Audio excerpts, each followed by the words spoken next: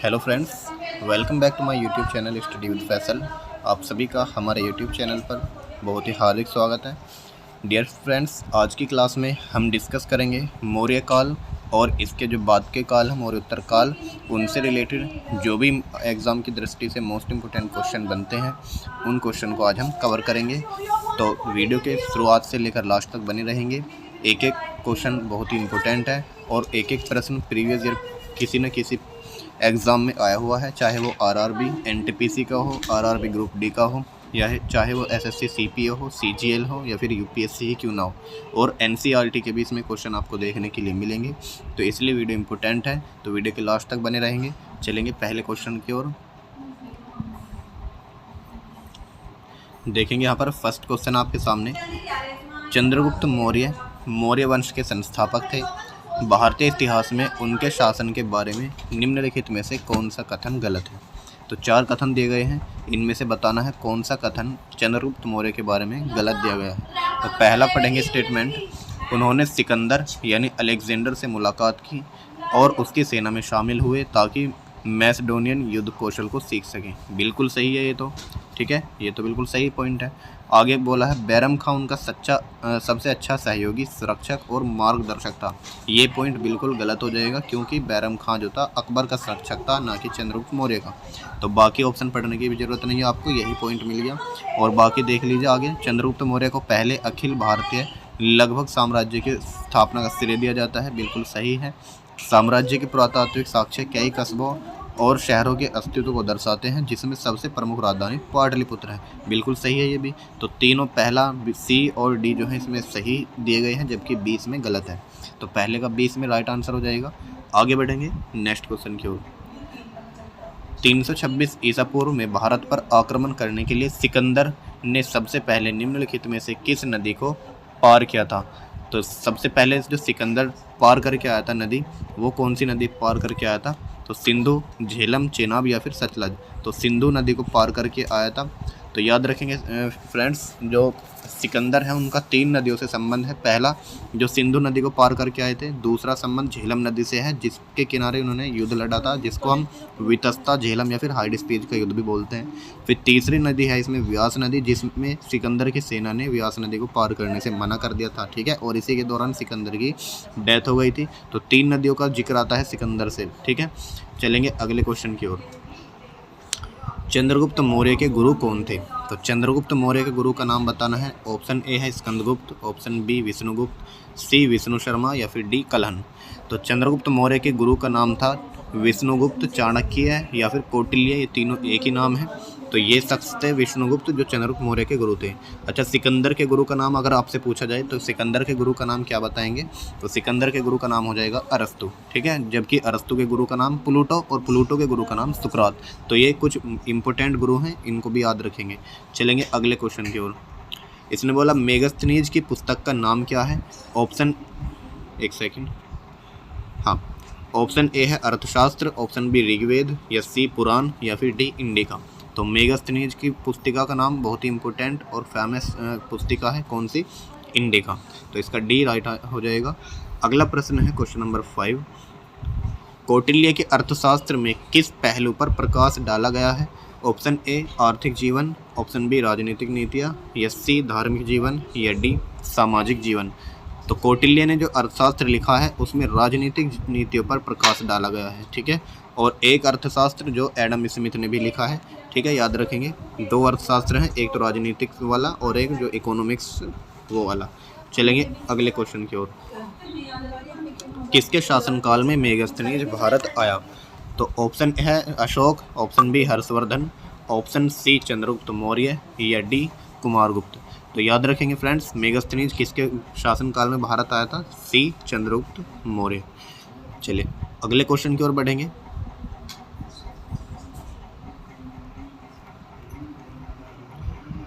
Next question है question number 7। Chandragupta का पुत्र डैश मौर्य साम्राज्य के सिंहासन पर बैठने वाला दूसरा शासक था। ऑप्शन है धनानंद या बी अशोक या सी बिम्बिसार या डी बिंदुसार। तो चंद्रगुप्त का पुत्र का नाम पूछा हमसे, तो याद रखेंगे चंद्रगुप्त के पुत्र का नाम था बिंदुसार और बिंदुसार के पुत्र का नाम था अशोक। और अशोक के पुत्र हुए जालोक, फिर जालोक के पुत्र हुए दशरथ। तो ये इनका सीक्वेंस था, तो याद रखेंगे इनके सीक्वेंस को भी। चलेंगे आगे। किस राजा की कहानी मुद्रा राक्षस नाटक का विषय है? ऑप्शन है जयचंद, ऑप्शन बी चंद्रगुप्त द्वितीय, या सी चंद्रपीड़, या फिर डी चंद्रगुप्त मौर्य। तो मुद्रा राक्षस में जो है किस राजा की कहानी है, वो है चंद्रगुप्त मौर्य। याद रखेंगे इसको भी। चलेंगे अगले क्वेश्चन की ओर। कौटिल्य का अर्थशास्त्र हमें डैश प्रशासन के बारे में जानकारी देता है। तो पूछा है अभी किस साम्राज्य के प्रशासन के बारे में बताता है। तो याद रखेंगे कौटिल्य किससे संबंधित है? चाणक्य, चंद्रगुप्त मौर्य से। तो मौर्य वंश के बारे में इसमें जानकारी मिलेगी। ठीक है, आगे अगला प्रश्न है, मौर्य साम्राज्य की स्थापना किसने की थी? और देख सकते हैं फ्रेंड्स, ये एसएससी सीजीएल में पूछा गया प्रश्न है। तो पहला ऑप्शन है अशोक, बी बिंदुसार, या सी चंद्रगुप्त मौर्य, या डी अजातशत्रु। तो मौर्य जो साम्राज्य का नाम है वो किसके नाम पर पड़ा था? चंद्रगुप्त मौर्य के नाम पर इन्हीं ने इसकी स्थापना की थी। ठीक है, अगला क्वेश्चन है क्वेश्चन नंबर 11। चंद्रगुप्त मौर्य ने अपने अंतिम दिनों में किस धर्म को अपना लिया था? तो जैसे अशोक ने अपने अंतिम दिनों में किसको अपना लिया था? बौद्ध धर्म को। इसी तरीके से चंद्रगुप्त मौर्य ने जैन धर्म अपनाया था। कौन सा धर्म? जैन धर्म अपनाया था। इंपॉर्टेंट क्वेश्चन है, एसएससी जीडी में पूछा गया क्वेश्चन है, देख सकते हैं। अगला क्वेश्चन है, किस मौर्य राजा ने दक्कन पर विजय प्राप्त की थी? ऑप्शन बिंदुसार, बी अशोक, सी चंद्रगुप्त मौर्य, या फिर डी कनिष्क। तो याद रखेंगे दक्कन पर विजय प्राप्त करने वाला शासक था चंद्रगुप्त मौर्य। आगे है 13वां क्वेश्चन, पाटलिपुत्र को अपनी राजधानी सर्वप्रथम किस मौर्य राजा ने बनाया? Option A Ashok, B Kunal, C Chandragupta Maurya, या डी बिंदुसार। तो पाटलिपुत्र को अपनी राजधानी किसने बनाया? सबसे पहले चंद्रगुप्त मौर्य ने। अगला क्वेश्चन है क्वेश्चन नंबर 14। निम्नलिखित जैन ग्रंथों में से चंद्रगुप्त मौर्य के जैन धर्म को अपनाने का उल्लेख मिलता है। ऑप्शन ए गोमतसार, ऑप्शन बी अंग, ऑप्शन सी परिशिष्ट परवन, या फिर डी उपांग। तो याद रखना है जैन ग्रंथों में से जो चंद्रगुप्त मौर्य के जैन धर्म का अपनाने का उल्लेख मिलता है वो मिलता है परिशिष्ट परवन में। यहाँ पर 14 क्वेश्चन कंप्लीट कर लिए हैं। उम्मीद करता हूँ अच्छी लग रही होगी वीडियो। चलेंगे अगले क्वेश्चन की ओर। चंद्रगुप्त मौर्य ने किस स्थान पर संलेखना विधि से 43 दिनों में जीवन का अंत कर दिया था? ऑप्शन है मगध, बी कलिंग, सी श्रवण बेलगोला, या डी बोधगया। और देख सकते हैं CHSL 2018 में पूछा गया प्रश्न है। तो याद रखेंगे श्रवण बेलगोला नाम के स्थान पर चंद्रगुप्त मौर्य ने संलेखना विधि से अपने जीवन को समाप्त कर दिया था। चलेंगे अगला क्वेश्चन, बिंदुसार का पुत्र कौन था? तो बिंदुसार का पुत्र कौन था बताएंगे। पहले ये बताइए मुझे बिंदुसार किसका पुत्र है? तो बिंदुसार है चंद्रगुप्त मौर्य का पुत्र। फिर बिंदुसार का पुत्र आए अशोक। ठीक है, तो ये भी प्रश्न बन जाएगा कि अशोक जो है चंद्रगुप्त मौर्य के पोते थे। ठीक है, याद रखना है चंद्रगुप्त मौर्य के पोते कौन है? अशोक। और अशोक के पोते का नाम हो जाएगा फिर दशरथ। ठीक है, चलेंगे आगे 17वें क्वेश्चन की ओर। किस मौर्य शासक को अमित्र घात के नाम से जाना जाता है? Option A Chandragupta Maurya, option B Bindusar, या सी अशोक, या डी दशरथ। तो याद रखेंगे बिंदुसार को अमित्र घात के नाम से जाना जाता है और ये आपसे PCS 2015 में पूछा गया प्रश्न है। ठीक है, आगे देखेंगे क्वेश्चन नंबर 18। बिंदुसार के शासनकाल में अशोक ने अवंती महाजनपद जीतकर मौर्य साम्राज्य में मिला लिया था। इसका उल्लेख किस ग्रंथ में मिलता है? ऑप्शन ए है बुद्ध घोष की सामंत पाशादिका में, या बी कौटिल्य का अर्थशास्त्र में, या सी पाणिनि के अष्टाध्याय, या पतंजलि का महाभाष्य। तो देखेंगे ऑप्शन एलिमिनेट करेंगे। सबसे पहले कौटिल्य के अर्थशास्त्र में क्या मिलता है? हमें राजनीतिक नीतियाँ मिलती हैं, जो कि गलत हो जाएगा। आगे बोलेंगे पाणिनि के अष्टाध्याय पहली व्याकरण पर आधारित संस्कृत की पुस्तक है, और पतंजलि का महाभाष्य ये हो जाएगी योग पर आधारित। तो बचा क्या? Option number A Buddha Ghosh की सामंत पाशादिका। तो इस तरीके से आप अपना आंसर निकाल सकते हैं अगर नहीं भी आ रहा हो तो। आगे देखेंगे 1900 प्रश्न, बिंदुसार के शासनकाल में कहाँ पर अशांति फैली हुई थी? तो बिंदुसार के शासनकाल में तक्षशिला पर अशांति फैली हुई थी। ठीक है, याद रखना है SSC GD 2017 में पूछा गया प्रश्न है, देख सकते हैं। आगे है क्वेश्चन नंबर 20, डायनोसियस नामक राजदूत किस मौर्य शासक के काल में आया था? Option A Ashok, option B Bindusar, option C Kunal, या फिर डी दशरथ। तो इसका राइट आंसर हो जाएगा डायनोसियस जो राजदूत आए थे बिंदुसार के समय में आए थे। तो कुछ जो है राजदूत आपको याद रखने हैं, जैसे मेगास्थनीज किसके काल में आया, चंद्रगुप्त मौर्य के काल में आया। इसी तरीके से डायनोसियस किसके काल में आया, बिंदुसार के काल में आया। ठीक है, आगे भी कुछ इंपॉर्टेंट आएंगे तो उनको भी नोट करते चलेंगे साथ में। आगे देखेंगे क्वेश्चन नंबर 21 है, निम्नलिखित में से किसकी जानकारी अशोक के शिलालेखों से मिलती है। ऑप्शन ए जीवन व्रत, बी आंतरिक नीति, सी विदेश नीति या डी सभी विकल्प सही है। तो अशोक के शिलालेखों में अशोक के जीवन की भी वर्णन मिलता है, उसके शासन की नीतियाँ भी मिलती हैं और उसकी विदेश नीति भी मिलती है। तो डी सभी विकल्प सही हो जाएगा। क्लियर है, चलेंगे नेक्स्ट क्वेश्चन की ओर। 22वां प्रश्न है, सम्राट अशोक ने बौद्ध धर्म के आदर्शों के प्रचार के लिए धर्म प्रचारक को दूर दराज के स्थानों पर भेजा ताकि लोग भगवान बुद्ध की शिक्षाओं द्वारा अपने जीवन को प्रेरित कर सकें। इन धर्म प्रचारकों में उनका पुत्र डैश एवं पुत्री डैश शामिल थे। यानी सिंपल सा प्रश्न है, इतना बड़ा इन्होंने लिख दिया है, देखकर डरना नहीं है, बस सिंपल से क्या पूछा, अशोक के पुत्र और पुत्री का नाम। तो अशोक के पुत्र का नाम था महेंद्र, जबकि पुत्री का नाम क्या था, संघमित्रा। और ये पूछा गया आरआरबी ग्रुप डी। तो जो भी स्टूडेंट आरआरबी ग्रुप डी की तैयारी कर रहे हैं तो उनके लिए भी काफ़ी बेनिफिट होने वाली है। चलेंगे आगे देखेंगे क्वेश्चन नंबर 23। मध्य प्रदेश में डैश मध्य प्रदेश में भगवान बुद्ध के सम्मान में सम्राट अशोक द्वारा बनवाया गया बौद्ध स्मारक है। ऑप्शन ए धामक स्तूप, बी बविकोंडा स्तूप, सी महाबोधि स्तूप या डी सांची का स्तूप। तो सांची का स्तूप वेरी फेमस स्तूप है जो कि आपका एमपी में है, अशोक द्वारा बनवाया गया था। चलेंगे आगे है क्वेश्चन नंबर 24। अशोक के प्राचीनतम प्राप्त अभिलेख निम्नलिखित में से किस लिपि में लिखे गए थे। तो अशोक के अभिलेख बताने हैं किस लिपि में लिखे गए हैं। ऑप्शन ए खरोष्ठी, बी हड़प्पाई में या सी ब्राह्मी में या फिर डी देवनागरी में।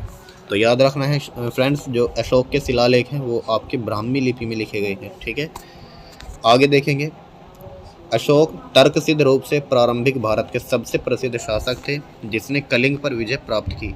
वे किसके पोते थे। तो अभी मैं आप जिक्र कर रहा था कि अशोक किसके पोते हैं, आ सकता है क्वेश्चन, और देख लीजिए आ गया। आरआरबी एनटीपीसी 2021 में पूछा गया है। ठीक है, तो जो भी एनटीपीसी की तैयारी कर रहे हैं उनके लिए काफ़ी इंपॉर्टेंट है। तो देखेंगे अशोक के पोते कौन हो जाएंगे। सबसे पहले शुरुआत से आओ, चंद्रगुप्त मौर्य के बेटे बिंदुसार, बिंदुसार के बेटे अशोक, अशोक का बेटा कौन, कुणाल, और कुणाल के बाद उसका भाई जालोक बैठा गद्दी पर, और जालोक का बेटा बना कौन, दशरथ। तो दशरथ हो जाएंगे। अच्छा, ये पूछा है वे किसके पोते थे, ना कि हमसे पूछा अशोक के पोते कौन है। तो अशोक किसके पोते बन गए, चंद्रगुप्त मौर्य के पोते बन गए। ठीक है, अगर प्रश्न ये बनता कि अशोक के पोते का नाम कौन है, तो अशोक का पोता है दशरथ, जबकि अशोक किसका पोता है, चंद्रगुप्त मौर्य का पोता है। तो दो ये चीज़ें याद रखनी है आपको। आगे देखेंगे, अशोक के शासनकाल की सबसे महत्वपूर्ण घटना कलिंग आधुनिक युग में डैश विजय पर विजय थी, जो उनके जीवन का एक महत्वपूर्ण परिवर्तन सिद्ध हुआ। तो ये पूछा है सिंपल सा कि कलिंग जो है वर्तमान में कहाँ पर पड़ेगा। Option A Assam, B Jharkhand, C Bihar या फिर डी उड़ीसा। तो याद रखिएगा जो कलिंग है वो वर्तमान उड़ीसा में स्थित है। और देख लीजिए आरआरबी ग्रुप डी में पूछा गया क्वेश्चन है, तो ऐसे क्वेश्चन पूछ जाएंगे सीधे सीधे। इन सभी प्रश्नों को अपनी कॉपी में जरूर से नोट कर लीजिएगा। ठीक है, चलेंगे अगले क्वेश्चन की ओर। 27वां क्वेश्चन में बोला है अशोक के किस शिलालेख में कलिंग युद्ध में अशोक की विजय का उल्लेख किया गया है। तो याद रखेंगे फ्रेंड्स, जो कलिंग का युद्ध है वो अशोक के 13वें शिलालेख में वर्णित किया गया है। ठीक है, और एसएससी सीपीओ 2019 में पूछा गया प्रश्न है, देख सकते हैं। नेक्स्ट क्वेश्चन है डैश ने धर्म विजया धार्मिकता द्वारा विजय की नीति विकसित की। Option A Bindusar, B Mahendra, C Ashok या फिर डी बिंबिसार। तो किसने जो है धार्मिकता द्वारा विजय की नीति विकसित की थी, ये हो जाएगा अशोक ने की थी। ठीक है, अगला प्रश्न है 29वां प्रश्न, अशोक के शिलालेखों को पढ़ने वाला प्रथम अंग्रेज कौन था। तो अशोक के जो शिलालेख हैं सबसे पहले किसने पढ़े थे। Option A John Tower, B Harry Smith, C Charles Metcalfe या डी जेम्स प्रिंसेप। तो इसका आंसर हो जाएगा डी जेम्स प्रिंसेप। याद रखेंगे जो अशोक के शिलालेख हैं उनको सबसे पहले जेम्स प्रिंसेप ने 1837 ईस्वी में पढ़ा था। ठीक है, अगला सवाल है अशोक ने डैश के युद्ध के बाद बौद्ध उपदेशों को अपना लिया था। तो किस युद्ध के बाद बौद्ध उपदेश अपना लिए थे अशोक ने? तो सभी जानते हैं कलिंग युद्ध के बाद बौद्ध धर्म अपना लिया था।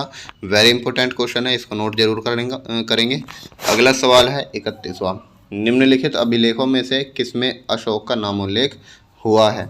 ऑप्शन ए है गुर्जरा में, बी अहरोरा में, सी भ्राबू शिलालेख में, या फिर डी सारनाथ में। तो किस में जो है अब अशोक का नाम उल्लेख हुआ है? ये हो जाएगा ऑप्शन ए गुर्जरा में। ठीक है। अगला सवाल है 32वां सवाल, अपने शिलालेखों में अशोक सामान्यतः किस नाम से जाने जाते हैं? तो अपने जो शिलालेख हैं अशोक ने अपना नाम प्रियदर्शी या फिर देवनाम प्रिय रखा है। ठीक है, तो ये क्या हो जाएगा? Option number B Priyadarshi. ठीक है। अगला सवाल है अभिलेखों में किस शासक का उल्लेख प्रियदर्शी एवं देवनाम प्रिय के रूप में किया गया है? तो अभी बताया आपको, ये क्या हो जाएगा इसका आंसर? बी अशोक। और ये प्रश्न भी पूछा जाएगा कि वह कौन सा सम्राट है या राजा है जिसने अशोक की भांति अपना नाम देवनाम प्रियदर्शी रखा है? तो याद रखेंगे दशरथ जो अशोक के पोते हुए हैं उन्होंने अपना नाम सेम इन्हीं की तरह प्रियदर्शी या फिर देवनाम प्रिय रखा है। ठीक है। अगला सवाल आगे बढ़ते हैं। 34वां सवाल है निम्नलिखित अभिलेखों में से किसमें अशोक का अभिलेख भी पाया गया है? ऑप्शन ए है महाक्षत्रप रुद्रदामन का जूनागढ़ अभिलेख, बी गौतमीपुत्र सातकर्णी से संबंधित नासिक प्रशस्ति, या सी खारवेल का हाथी गुम्फा अभिलेख, या डी उपरोक्त में से किसी में नहीं। तो इसमें हो जाएगा ऑप्शन नंबर ए महाक्षत्रप रुद्रदामन का जूनागढ़ अभिलेख। इसमें अशोक के अभिलेख भी मिले हैं। ये यूपी पीसीएस 2016 में पूछा गया प्रश्न है, देख सकते हैं। अगला सवाल है 35वां सवाल, निम्नलिखित में किसकी जानकारी अशोक के शिलालेखों से मिलती है? ऑप्शन ए जीवन व्रत, बी आंतरिक नीति, सी विदेश नीति, या डी ये सभी। तो ये हम कर चुके हैं सवाल, इसका राइट आंसर हो जाएगा डी ये सभी। अगला है सम्राट अशोक ने पत्थर के स्तंभों और पत्थर के तख्तों पर अपने डैश आदेश उत्कीर्ण करवाकर अपने राज्य के प्रमुख स्थानों पर स्थापित किया ताकि लोग तदनुसार आचरण कर सकें। यानी ये सिंपल सा सवाल ये पूछना चाह रहा है कि अशोक के कितने शिलालेख हैं? तो अशोक के 14 शिलालेख हैं, याद रखेंगे। ठीक है। अगला सवाल है सम्राट अशोक किसके उत्तराधिकारी थे? तो अशोक जो है किन के बाद गद्दी पर बैठे? तो अशोक बैठे बिंदुसार के बाद। ठीक है। अगला सवाल है 38वां सवाल, प्रसिद्ध कलिंग युद्ध ने सम्राट अशोक को युद्ध छोड़ने और बौद्ध धर्म अपनाने के लिए प्रेरित किया था। यह युद्ध उड़ीसा में कब लड़ा गया? तो यानी कलिंग का युद्ध कब लड़ा गया ये पूछा है। ऑप्शन ए 261 BC, या बी 262 BC, या सी 260 BC, या फिर डी 264 BC। तो कब लड़ा गया था कलिंग का युद्ध? 261 BC में। ठीक है। अगला सवाल है निम्न में से कौन से राजा संघमित्रा और महेंद्र वर्मन के पिता थे? तो ये पूछा है संघमित्रा और महेंद्र वर्मन के पिता कौन हैं? तो ये हो जाएगा अशोक सी। ठीक है। अगला सवाल है 40वां सवाल, अशोक के निम्नलिखित अभिलेखों में से किसमें दक्षिण भारतीय राज्यों का उल्लेख हुआ है? ऑप्शन ए हो जाएगा तृतीय मुख्य शिलालेख, या बी द्वितीय मुख्य शिलालेख, या सी नौवां मुख्य शिलालेख, या डी प्रथम स्तंभ अभिलेख। तो अशोक के जो अभिलेख हैं दक्षिण भारत राज्य को उल्लेख मिला है दूसरे मुख्य शिलालेख में। ठीक है, इसको याद रखेंगे। अगला सवाल है अशोक महान डैश किससे संबंधित है? गुप्त वंश, बी चोल वंश, सी मौर्य वंश, या डी शुंग वंश। तो अशोक महान जो है मौर्य वंश से संबंधित है, इसको याद रखेंगे। अगला सवाल है 42वां सवाल, सांची के स्तूप का निर्माण किसने कराया? Option A Ashok, B Bindusar, C Chanakya, या फिर डी चंद्रगुप्त। तो सांची के स्तूप का निर्माण अशोक ने कराया था। वेरी इंपॉर्टेंट प्रश्न है, इसको नोट करेंगे। अगला है 43वां प्रश्न, अशोक ने अपने सभी अभिलेखों में एक रूपता से किस प्राकृत भाषा का प्रयोग किया है? Option A Shauraseni, B Magadhi, या फिर सी अर्धमगधी, या फिर डी इनमें से कोई नहीं। तो कौन सी भाषा का प्रयोग किया है? ये हो जाएगा आपका बी मगधी। क्लियर। अगला सवाल है अशोक का उत्तराधिकारी कौन बना? यानी अशोक के बाद गद्दी पर कौन बैठा था? तो अशोक के बाद उनका पुत्र कुणाल गद्दी पर बैठा, जो कि जन्म से अंधा था। उसके बाद जालोक गद्दी पर बैठा था। ठीक है, ये सभी आपको पता होना चाहिए। अगला है 45वां, किस अभिलेख में अशोक का नाम अशोक का वर्णन है? यानी अशोक का नाम अशोक जो है किस अभिलेख में मिलता है, ये पूछें आपसे। कालसी, रुमिनदेई, या फिर सी मास्की, या फिर डी इनमें से कोई नहीं। तो इसका राइट आंसर बनेगा सी मास्की। ठीक है, इसको याद रखेंगे, इंपॉर्टेंट प्रश्न है। आगे बढ़ेंगे। श्रीनगर शहर को किसने बसाया? Option A Kanishka, B Chanakya, C Ashok या फिर डी दशरथ। तो याद रखेंगे श्रीनगर को जो बसाया था वो अशोक ने ही बसाया था। इम्पोर्टेंट प्रश्न है, आगे बढ़ेंगे। अशोक के किस अभिलेख में कलिंग का युद्ध का वर्णन दिया गया है? तो कौन सा अभिलेख मिलता है अभी बता चुका हूँ मैं, 13वें अभिलेख में मिलता है। नेक्स्ट है अगला सवाल, अशोक का एकमात्र शिला रूप चित्र कहाँ पाया गया? ऑप्शन ए कंगनहल्ली में, बी कौशाम्बी अभिलेख में, या फिर सी मास्की में, या फिर डी रुमिनदेई में। तो इसका आंसर हो जाएगा ए कंगनहल्ली में। अगला है 49वां सवाल, अशोक का कौन सा अभिलेख द्विभाषी है जिसमें अरमाइक एवं यूनानी भाषा का प्रयोग किया गया था? ऑप्शन ए मास्की, बी रुमिनदेई, सी शरैकुहना या फिर डी कौशाम्बी। तो इसका राइट आंसर हो जाएगा शरैकुहना, सी। ठीक है, आगे बढ़ेंगे अगले सवाल की ओर। रानियों अशोक के शिलालेख में सम्राट अशोक कहा गया था? ऑप्शन ए गुर्जरा में, बी रुमिनदेई, या सी कुना या फिर डी कंगनहल्ली। तो इसमें जो है रानियों अशोक जो है अशोक को किस में कहा गया है? ये डी कंगनहल्ली में कहा गया है। अगला सवाल, इनमें से कौन सी कथाएं अजंता गुफा की चित्रकारी और मूर्ति कलाओं से संबंधित है? वेरी इंपॉर्टेंट प्रश्न है, इसको जरूर से नोट करेंगे। ऑप्शन ए जातक कथाएं, बी हितोपदेश कथाएं, या फिर सी पेंटामेरोन कथाएं, या फिर डी पंचतंत्र की कथाएं।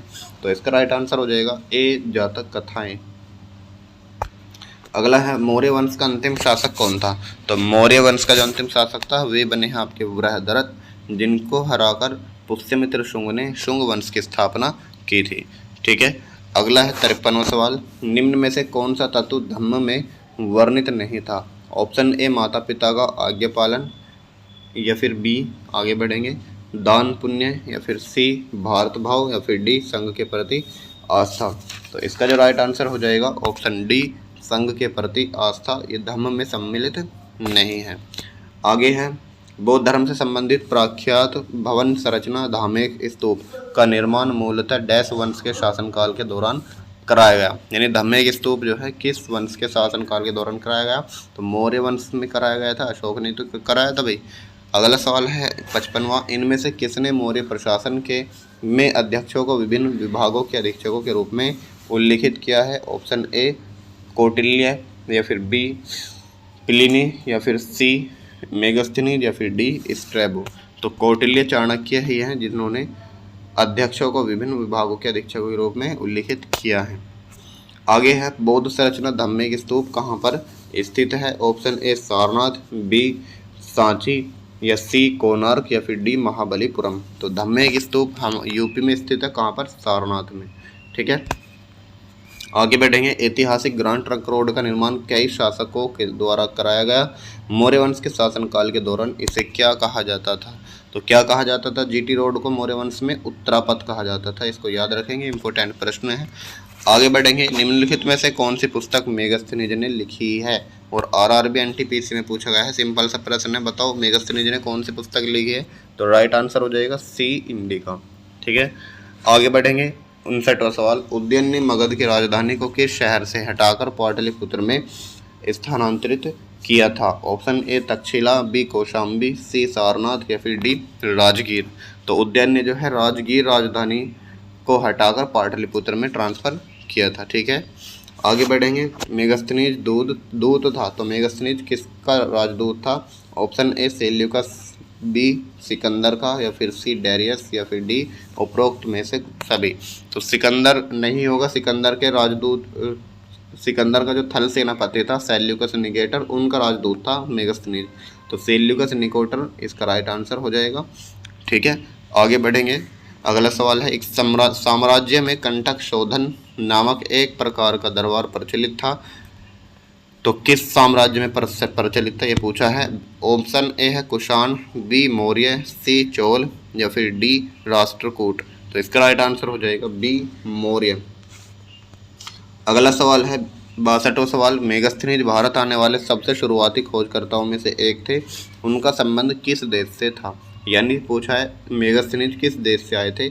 ऑप्शन ए है यूनान, बी स्पेन, या सी मिस्र, या फिर डी इटली। तो याद रखेंगे मेगास्थनीज यूनान से आए थे। ठीक है, आगे बढ़ेंगे। 63वां सवाल है, कनिष्क किस वंश से संबंधित था? कनिष्क जो है आपके किस वंश से संबंधित है? कुषाण वंश से संबंधित है, याद रखेंगे इसको। 63वां सवाल का आंसर क्या हो जाएगा? Option number C. आगे बढ़ेंगे। बराबर पहाड़ी गुफाओं के विषय में निम्न में से कोई एक कथन सही नहीं है। तो कौन सा कथन सही नहीं है ये हमें बताना है।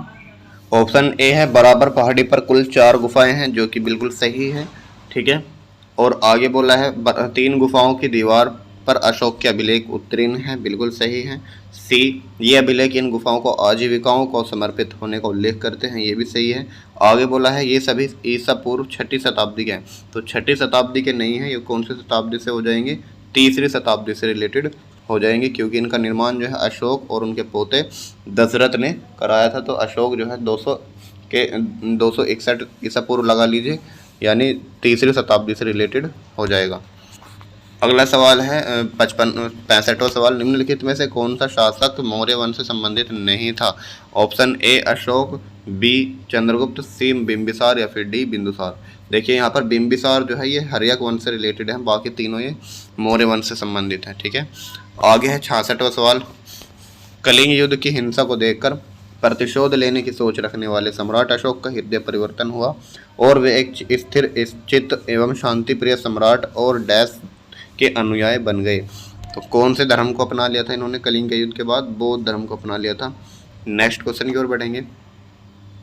निम्नलिखित में से राज्य के सप्तांग सिद्धांत के अनुसार राज्य का 7वां अंग कौन सा था? ऑप्शन ए जनपद, बी दुर्ग, सी मित्र या फिर डी कोश। तो राज्य का 7वां अंग था मित्र, ये ऑप्शन नंबर सी राइट हो जाएगा। अगला है हाथी गुम्फा का अभिलेख किस शासक के विषय में जानकारी देने का स्रोत है? तो राजा खारवेल, याद रखेंगे इसको, ऑप्शन ए राइट हो जाएगा। अगला सवाल है, मौर्यकालीन मूर्तियों में मणिभद्र यानी यक्ष नाम से अंकित मूर्ति किस स्थान से प्राप्त हुई है? ऑप्शन ए है जींग का नाहरा, बी नौग्राम, सी बेसनगर या फिर डी परखम। तो इसका राइट आंसर हो जाएगा डी परखम।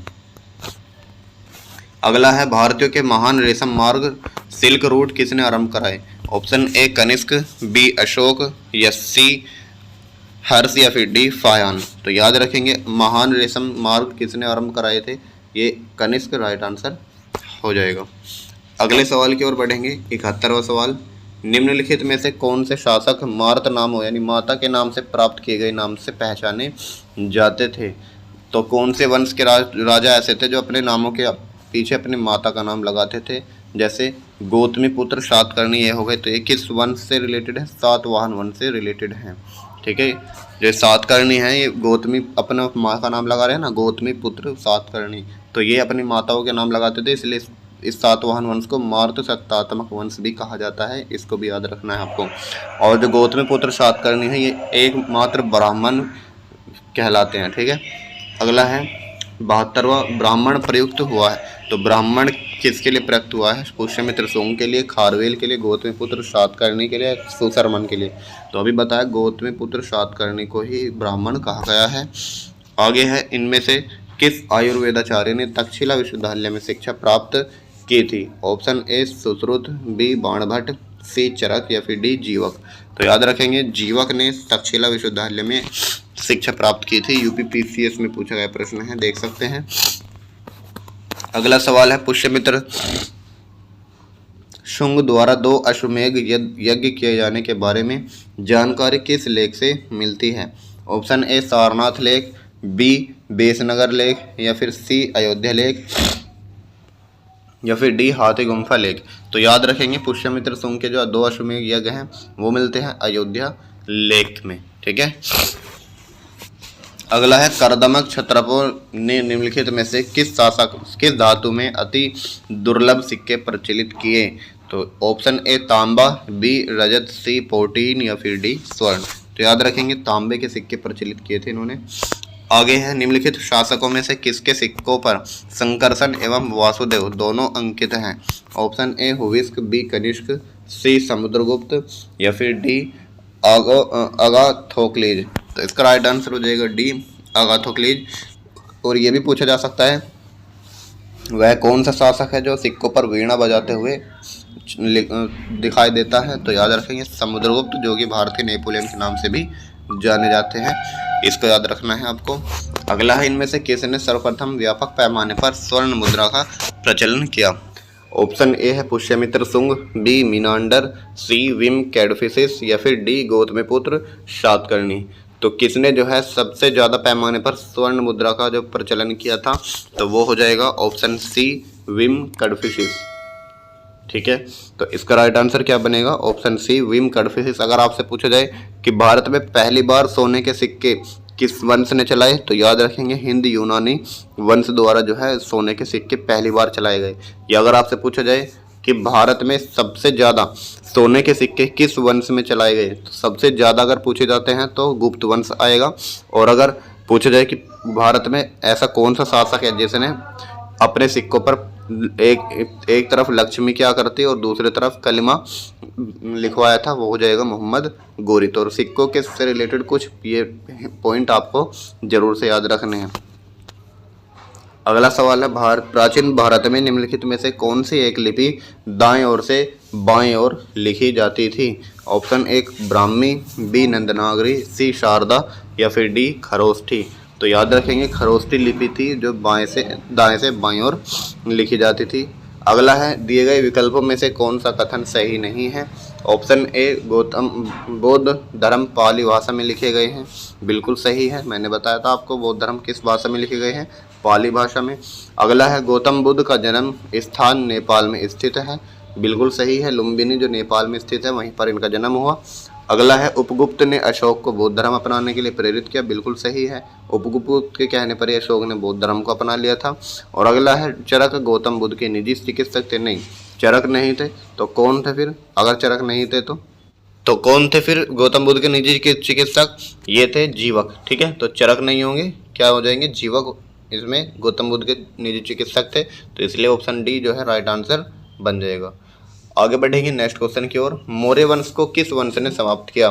तो मौर्य वंश के जो अंतिम राजा हुए हैं बृहदत्त, उनको हराकर शुंग वंश की स्थापना की थी पुष्यमित्र शुंग ने, तो इसलिए इसका राइट आंसर हो जाएगा शुंग वंश ने। ठीक है, अगले सवाल की ओर बढ़ेंगे 81 नंबर की ओर। ईसा पूर्व डैश शताब्दी की शुरुआत में कुषाणों ने भारत की उत्तर पश्चिम सीमा पर अपना अधिकार स्थापित किया, तो किस शताब्दी में स्थापित किया था इन्होंने? 3वीं शताब्दी में स्थापित किया था। ठीक है, आगे बढ़ेंगे। चाणक्य का एक अन्य नाम क्या था? तो चाणक्य को कई नामों से जानते हैं, जैसे कौटिल्य और विष्णुगुप्त, तो इसका राइट आंसर बन जाएगा ऑप्शन बी विष्णुगुप्त। अगला सवाल है, सुमेलित करना है राजवंश और उनकी राजधानी को। तो शुंग वंश की राजधानी कौन सी है इनमें बतानी है, और सातवाहन वंश की और कदम्ब की और फिर चंदेल की बतानी है।